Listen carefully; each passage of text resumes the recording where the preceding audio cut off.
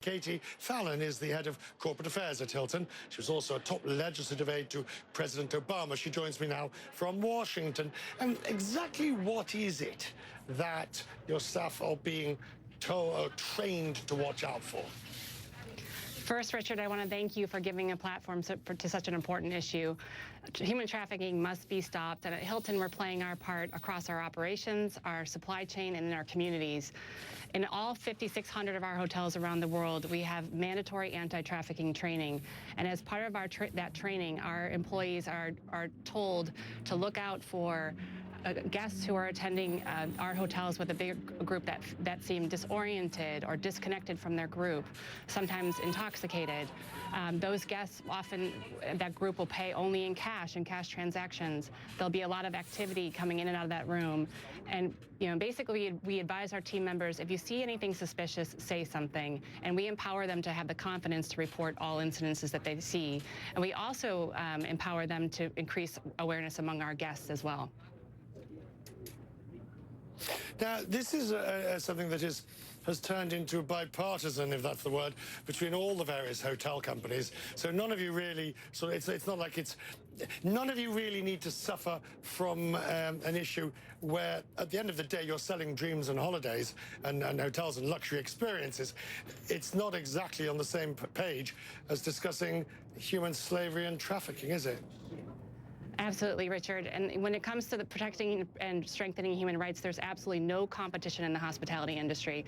In fact, we've all come together to form a collaborative called the International Tourism Partnership. It's a forum that we use to share our training, to share best practices, to swap intelligence, and to make sure that we're all joining together with the rest of the travel and tourism sector to put an end to this problem.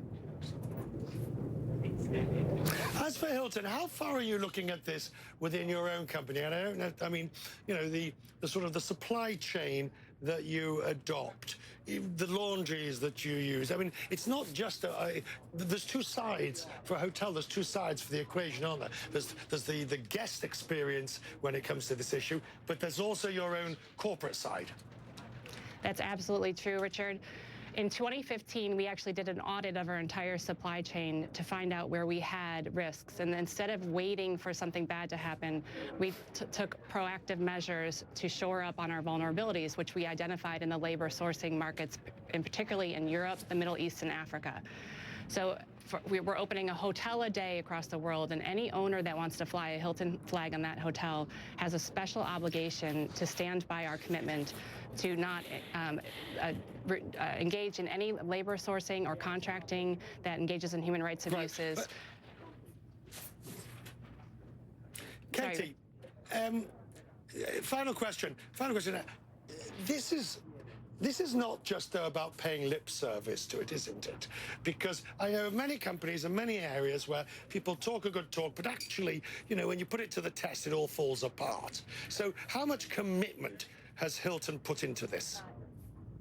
We're making a huge commitment, Richard. We launched goals just last year, our 2030 Travel with Purpose goals, to double our social impact around the world, because we think that by investing in our communities around our hotel, we could root out the root causes of modern slavery and human trafficking.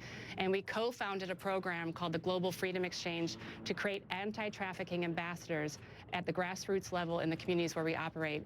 And to date, we have 127 young women around the world who are doing grassroots advocacy to fight against trafficking in their communities with our support in 50 different countries. We also, if we do not sign, we do not. Sorry, Richard. No, please finish, please. I thought you'd finished. Forgive me. I thought you'd finished. Please do finish. We do not. We make sure that we're not signing any contracts with any labor supply vendors or owners downstream all the way through our value chain that engage in labor sourcing, that practices that are against our values.